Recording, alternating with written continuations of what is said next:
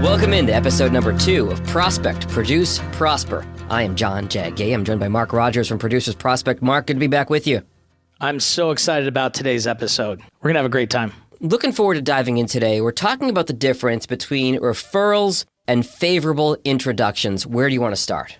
Well, I want to start with just throwing out the word referral. Okay. Because for whatever reason, when you want to get introduced to somebody and you're in business, I don't care what business that you're in, as soon as you say the word referral, for whatever reason, even our favorite people, they get clammy, all of a sudden they're a hermit and they don't know anybody, right? To me, referral is when your doctor sends you to a specialist, right? Yep. I mean, so favorable introduction changes the language to make that an easy way. And what I would say is there's two major things that advisors struggle with when gaining more favorable introductions. Mm-hmm. Number one, the people that you want to get introduced from, like let's talk about a center of influence, right? That could be a CPA, an attorney, that could be your ideal client who has a network of people. They don't know who you want to be introduced to, number one. Right. I don't know about you, but if I got introduced to somebody who wasn't my ideal client, and in the financial services industry, a lot of times we get, oh, you know what? My brother is broke. He has no money. You really need to help him, right?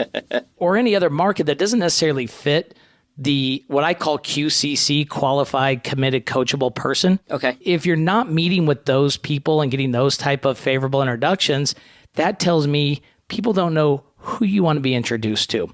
So within this, I teach a process. It's a proven process. And in fact, I can't even take credit for it because I went and worked with a guy by the name of Marc Rogers. He's a business tactical coach out of LA. Mm-hmm. And I spent the big money to go through his process, which has completely exploded my business since 2008 with him. Okay. And now as part of my value, I like to give this process back to my advisors because too often when I'm sitting in an office and I'm asking an advisor, what do you want to more fully develop in your practice? It's a standard question I ask everybody because even the big producers, they want to more fully develop something too, right? Most of the time, it always comes back to, I want to get in front of more people. Sure. I want to get in front of more prospects, or I want to make more money, or I want to spend more time on the golf course, but I also want to make more money and work with better people. So that comes back to your ideal person. And you know what's crazy, Jag? I ask people all the time, tell me about your A clients and the type of work you do for them. And even some of the biggest producers, I get blank stares like, well, what do you mean by that? Who's an A client? I work with everybody. Yeah. It's that deer in headlights look you get because they're hunting with a buckshot instead of with a sniper, right? And why? Why would you? Marc, as a small business owner myself, I think when you first start out, there's this idea of, I can't turn down any business. I need to put food on my table. I need to pay my bills. I want to work with anybody and everybody that I possibly can, and I'd be a fool to turn away business. And I would think and assume, and correct me if I'm wrong here, but as your business grows and as you develop as an advisor, as a business owner, you start to be able to refine that and start to search more for quality than quantity. Am I on the right track there? 100%. I mean, I'm not discrediting the guys coming right out of college, wirehouse guys saying, I just need to build my business and how do I do this? But what's interesting is even if you're a couple of years into the business, and if you are 30, 40 years into the business, chances are when you boil down your business for everybody, we all live under the 80-20 rule. 80% of our revenue comes from 20% of our clients. Yet, too often, I see advisors spending time going out and getting those B and C clients that are time wasters, that even put your business more at risk, and you do almost more work for clients that just aren't the best people. To me, that's the other 80-20 rule. 80% of your headaches will come from 20% of your clients, right? Such a great point. Such a great point. So I like to use the classic baseball analogy. We've all seen the movie Moneyball. Yep. And we're all statistics driven. Baseball's a great game, and that works well with financial services because when I start to break down and I find out your business comes from this, it's a high fastball. If I put a high fastball in front of you and you are a high fastball hitter, chances are you're going to hit that out of the park. Right. So why spend any other time? So let's get back to the major issues. When getting introductions, we're not helping coaching our A clients or our centers of influence on who we want to be introduced to. So we all have cell phones. Mm-hmm. If your clients are really old, they have a Rolodex, right? But they have a church list. They have a country club list. They have their favorite people that they hang out with at work or on their block when they get together and events, right? They have people within charities that they work in. So I have a proven process that can go in and extract all the very best people that fit within your QCC person that you're trying to ideally get favorably introduced to. And now you have a process. Literally, think about getting favorable introductions every day that are high fastballs again, that are just like running a chain food restaurant, just like McDonald's flipping hamburgers. If it becomes part of your process and you have a system to run on, your business will explode. I'm going to give you a quick life story. Okay, this is real. Sure. I've got an advisor up in Reading who was struggling in his business. And we sat down and had this conversation. And I found out that a majority of his business was coming in from widows. He had a great job that he was working with them. He knew how to help them. And then he found out that most of those widows all kind of knew each other. Reading's a small community. Sure. Right? He found out that every Wednesday they played bunco together, card game. Okay.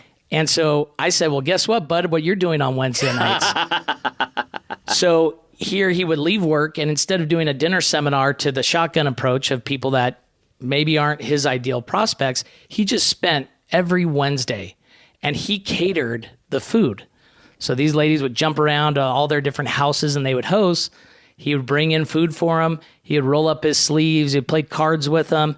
His business absolutely exploded over that. Wow. That's a really cool story. So who we want to be introduced. And number two, the other problem with getting more favorable introductions is we're not coaching our people on how we want to be introduced. Yeah. See, the key of what worked with my guy in Reading is not only did he find out that, okay, here's who I want to be introduced to, but he found out how, and the how was he was going to go show up at their house on Wednesday, and he said, hey, I'm all in to cater the food, and that was his way of doing it. No sales pitch. Just being in front of the right people. And to further your baseball analogy, I think like we talked about earlier, when you first start out, you're trying to build that Rolodex. It's almost like, all right, whatever the pitcher throws me, I'm going to try to hit.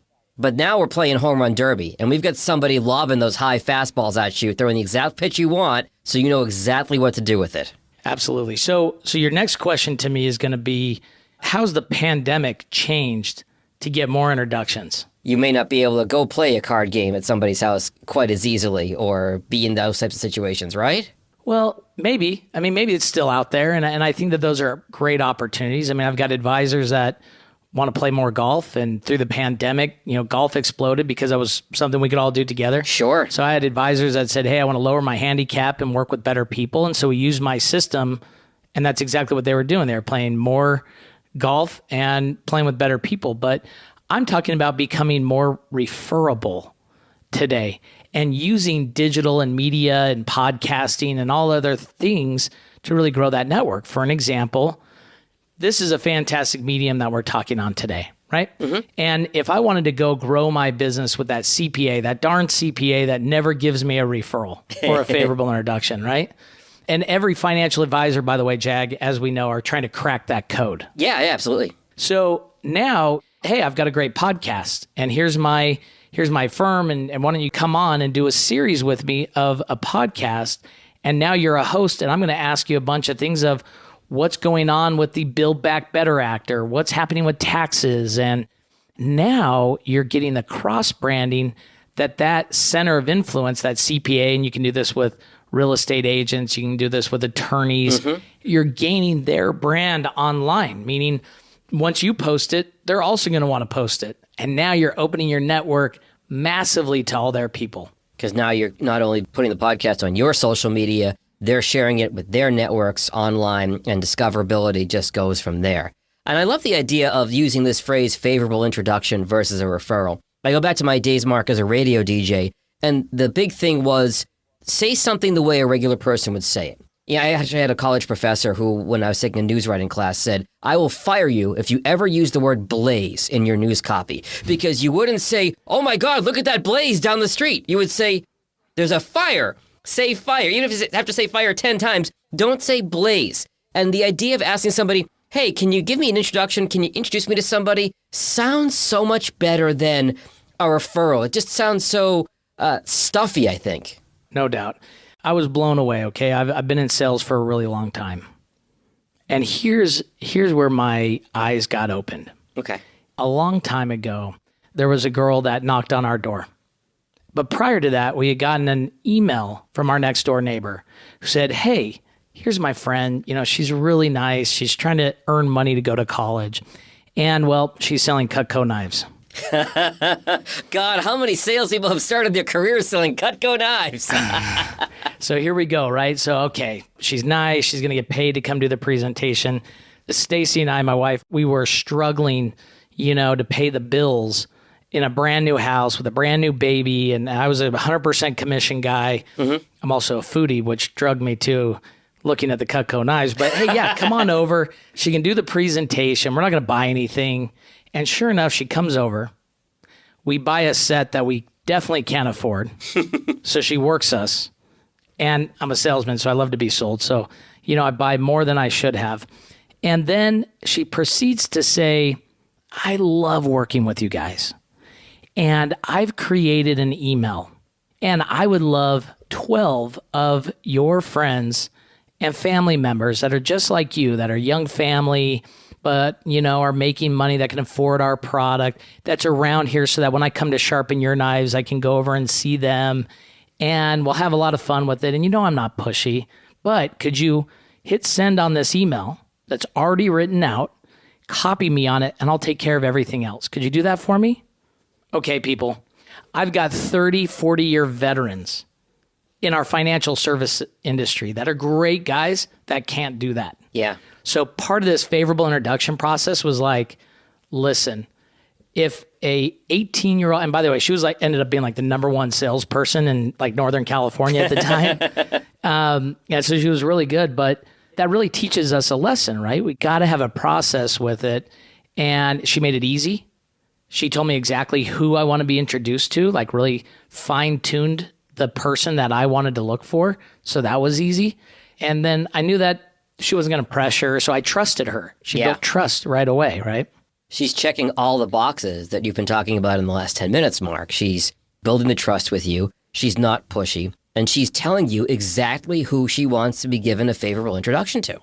And she was 18, 19 years old. She knew this more so than people who've been doing it for decades. It's crazy. So I loved using that story because now we've got to do that ourselves. And we got to look at our book of business, because when I sit down with an advisor, then also ask, what goals do you want to hit this year? Mm-hmm. What's insane is most advisors are spending massive money on TV ads and other places. Yeah. Yet when you boil down their book of business, that 80-20 rule, if they just were to expand and duplicate their best A clients, and even if they took a chunk of them, and so this goes back to the brand new guy, if you had 3 people that made up 80% of your income and you doubled those every couple of months, boom, how much more successful would you be? You're talking about exponential growth at that point. Yeah. Mark, how do you identify who these A clients are? Well, when I sit down with an advisor and I look into their practice, we'll pull out, what do you do for somebody, right? So tell me about when you sit down with a client and who that typical person is. And it's interesting. I can get advisors to say, oh, well, normally they're, widows, or normally they're small business owners, or normally these guys are now clients that have built practices and they're getting ready to retire. Now they want to sell their business, so they need a widget to help them transfer their business out. Once you boil that down and figure out really where the revenue and the growth and the income is truly being built from, then you can hone in on all marketing efforts. Very much like what you and I are doing on this podcast, which is being able to connect with top advisors to help them grow their practice through new systems and processes.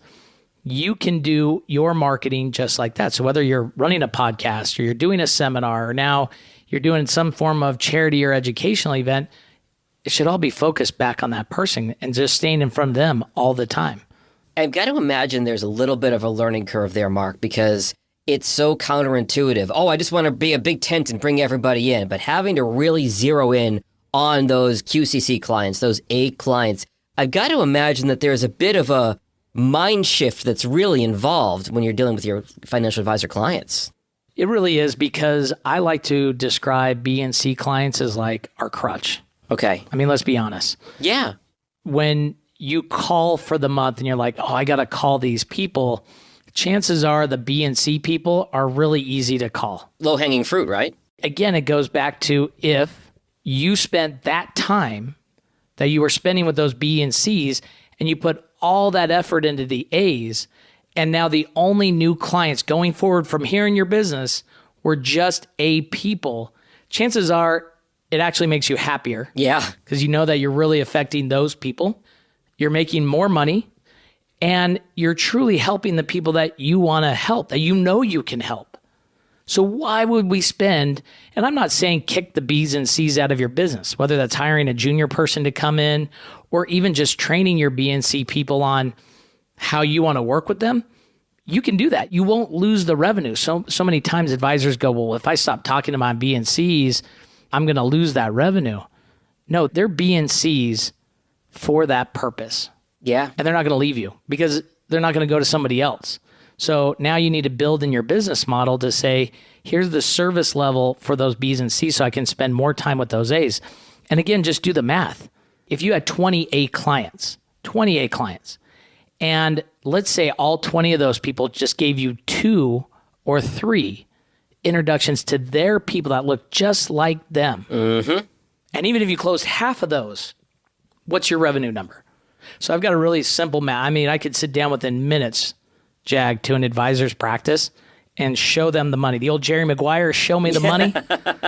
I can quantify the value of developing a partnership together to say, let's just go focus there. Then that's going to give us revenue. And then now all the new marketing efforts we do are going to be totally focused on that ideal client. How many sports movies can we get into this podcast today, Mark? We're up to 2 so far. Dude, I can roll all day with you. So, Mark, you gave the CutCo knives example earlier as someone who is not pushy and easy to get along with, good salesperson, has a template, and that makes it easy to give favorable introductions to somebody. What are some other ways that you can increase your ability to be given favorable introductions? Well, you know what I tell advisors all the time is by gaining more favorable introductions, all you're truly doing is being a little bit more nosier. Okay. So if you were going to come in on an annual review, I would add an additional page to that advisor's process where I would put the name of the client in the middle of the page and I put a circle around them. And then I would pull out what I know is most important to them. Like, okay, so Jag, well, he really loves to go to events and he goes to these type of events, or he works at this job. He has this type of community connection. He's in these type of sports. He loves to play golf. So I put these prongs around that of where. And so that when you came in and sat with me, I would start being a little bit nosier. So as we're talking about not only their situation, I'm going to ask some open-ended questions about your job. Okay. I'm going to ask you about, hey, I know you love to travel. What group of people do you normally travel? Do you guys go alone? Is there a group that you connect with? Perfect. Man, you play golf. So tell me about the buddies that you golf with. Are they mostly people you work with? Are they other business owners just like you? And I'm literally detailing notes so that then if I'm going to go out and play golf and I want to go play golf with my ideal client, I'm going to say, hey, you mentioned Bob and Joe also golf with you all the time. Should we go ahead and play all golf together? We identified because that was an ideal person, and we're coaching them on how to introduce us in a warmer fashion. It's not cold and awkward, and it's more of a natural way, but you're also pulling out, what's going on in their world. If I was going to be a little bit nosier, I would be on every one of my clients' Facebook. Oh, yeah. I would have a process to that, right? Because that is the holy grail that tells me everything about them, what affiliations they're in, what their hobbies are. And, whoa, Jag, you just were in Park City, and it looked like you went with a great group of people that can afford to go to Park City and ski. And I'm commenting on them, and I'm writing on. Even the happy birthdays of Facebook have totally changed, where I'm making sure that the advisors are posting a picture of them together. Go back to the last time you got a picture with your client, because when your clients come in to your office, you should be taking pictures together so that then later on their happy birthday, you can post that. You should be sending social proof.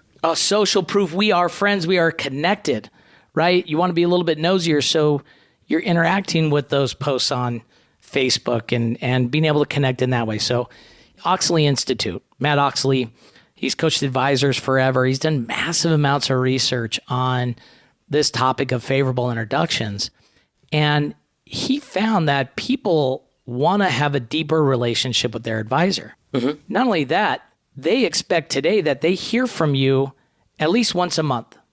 So when I ask advisors, how often are you getting in front of your favorite people? And it's once a year. I'm like, dude, we got to make a change here, right? We got to up our connection with our favorite people, the people that pay us the most, because they expect that. Yes. It's customer service. It's a connected world. It's not just the telephone like it might have been 30, 40 years ago. And I like this research too, because I think for a lot of people who have a financial advisor, it really can and should be such a close personal relationship because you're talking about their money and everything related to their lives as a client and what their goals, hopes, dreams are, knowing what makes them tick. So it's almost two birds with one stone, getting to know them better because, yes, you're doing them a better service as an advisor, but yes, you're also getting connected to them and their networks for more favorable introductions. Well, within that research, what's been found is people want to have that personal touch. However, people don't feel like they do. There's a small percentage of people that actually feel like they are truly connected to their advisor. And when surveyed to say, if you had a personal relationship with your financial advisor, are you more likely to make more introductions? And it's staggering that people say, if we were closer, I would make introductions all day long to them. And when they say, what do you expect from a financial advisor? How close should you be? Jag, I'm talking about things like you got to know their dogs and cats' names. Oh, yeah. They want you to come to their kids' soccer games and be involved. You know, what charities are they in? So that may seem daunting, but if we were totally focused on those, just take your A clients and say, how can I know them better? And then therefore, how do I make a situation become easier to get introduced to?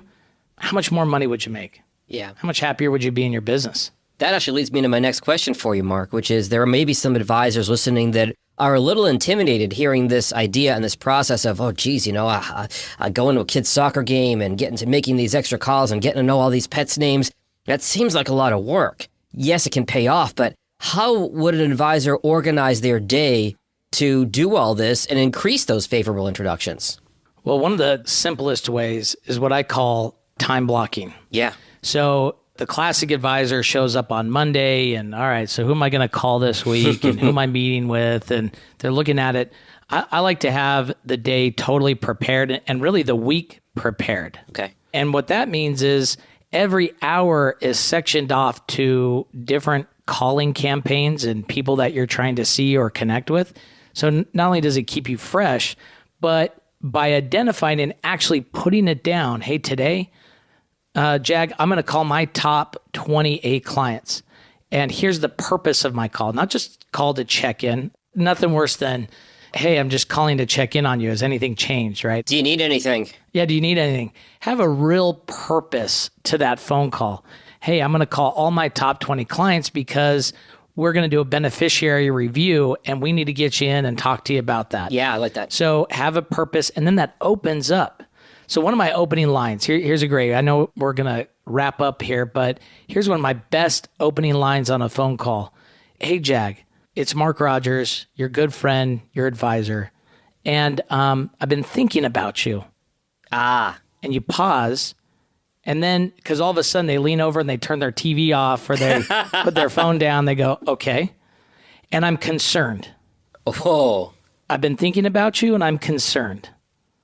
And all of a sudden it's like, well, okay, now I've got my attention. Well, it's been a while since we really looked at your beneficiaries on your policy. Okay. Or you know what, with massive changes to the market, or you know what, taxes. So whatever, you got to have a great next piece to that purpose of call. But it's all about the feel, the emotional connection, and having reason behind it. And if you just start small, and I'm not saying let's go look on the B and C people. What I'm saying is, if you had 100 A clients, let's go talk to 10 of them over the next 2 to 3 days. Mm-hmm. Could you call your best 10 clients over the next 2 to 3 days? Oh, yeah, easily, yeah. Easily.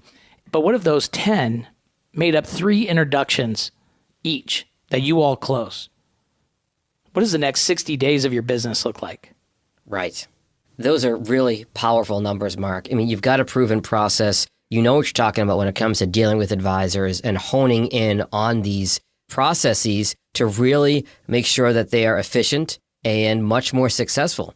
If somebody wants to come talk to you at Producers Prospect about increasing their book of business, both quality and quantity, what are the best ways to reach you?